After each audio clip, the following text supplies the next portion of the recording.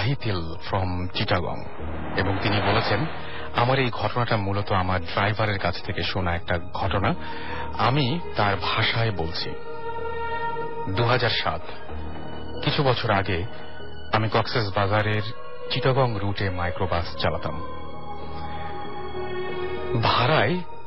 ভাড়ায় মানে সেটা হচ্ছে মানে তিনি যে ভাড়ায় চালাতেন, এবং সেটা ছিল শীতের সময়। তো মানে এরকম একদিন শীতের সময় আমি সন্ধ্যায় একটা ফ্যামিলিকে চিটাগং থেকে কক্সেস বাজার নামিয়ে দিয়ে আসি। আমি ওখানে রাতের বেলায় খাবার খাই এবং গাড়ি সার্ভিসিং করাই এবং এটা সব করতে আমার রাত প্রায় 11টা-12টা বেজে যায়। আমি তখন ফিরে আসব চিটাগংয়ে, কারণ আমার আরেকটা কাজ আছে সকালে। আমার আবার কক্সেস বাজার আসতে হবে চিটাগং থেকে। প্রায় সেই সময় আমি কলাতলি পয়েন্ট থেকে স্টার্ট করি, এবং তখন কোনো হেল্পার সিস্টেম ছিল না, যেহেতু সিটের প্রবলেম হতে পারে এই ভেবে। গাড়ি পুরো খালি আমি চালাই এবং চালিয়ে আসতে থাকি এবং অনেকটা পথ চলে আসি। কিন্তু হঠাৎ যখন আমি কক্সেস বাজারের চকরিয়া আর মাঝখানে আসি, আমি একটা অস্পষ্ট ফিগার দেখতে পাই, এবং রাস্তার মাঝখানে আমার গাড়ির স্পিড ছিল তখন 100, তাই থামানোর কোনো প্রশ্নই আসে না। আমি জিনিসটাকে রান ওভার করি এবং প্রচন্ড ধাক্কায় জিনিসটা আমার গাড়ির নিচে এসে পড়ে। আমি তাড়াতাড়ি গাড়ি থেকে বের হয়ে আসি এবং গাড়ির নিচে চেক করি।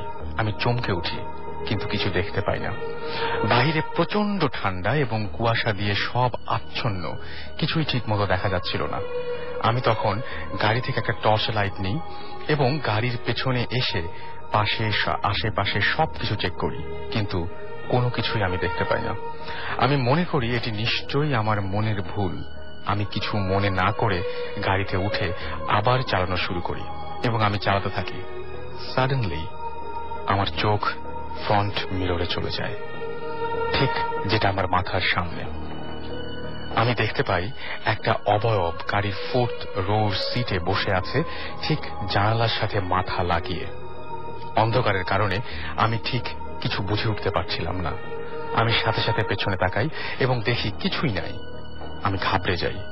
কোন রকম সামাল দিয়ে আমি গাড়ির গান জোরে চালাই এবং গান চালিয়ে যেতে থাকি। এক পর্যায়ে হঠাৎ গাড়ির ভেতরে আমি প্রচন্ড গরম অনুভব করি এবং শীতের ভেতর আমি সোয়েট করতে থাকি। আমি চালাতে থাকি, দেন কেন জানি আমার চোখ আবার মিররে চলে যায় এবং আমি সেই একই ফিগার দেখতে পাই 3rd সিটে এবং চমকে উঠি। আমি জিনিসটাকে এবার ভালো মতো লক্ষ্য করি। আমি দেখি মাথার সামনে কোঁকড়ানো লম্বা চুল, ঠিক মুখ দেখা যাচ্ছে না। আমি প্রচন্ড ভয় পাই। তখন কি করব বুঝতে না পেরে আমি গাড়ি থামাই এবং গাড়ির ভেতরে আবার ভালোভাবে চেক করি। তারপর আবার গাড়িতে উঠে চালানো শুরু করি। তখন হঠাৎ করে আমার চোখ আবার আয়নার দিকে চলে যায়। আমি ঠিক ওই একই ফিগার দেখি, এখন আরো কাছে, 2nd সিটে। আমি আটকে উঠি ও সাহস করে পিছে তাকাই এবং তখনই আমি আমার লাইফের সবচেয়ে ভয়াবহ দৃশ্য দেখি।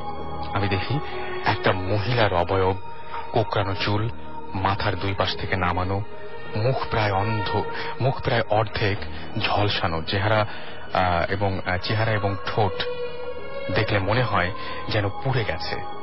এই দেখে আমি গাড়ি অনেক জোরে ব্রেক করি এবং এক পর্যায়ে অজ্ঞান হয়ে যাই।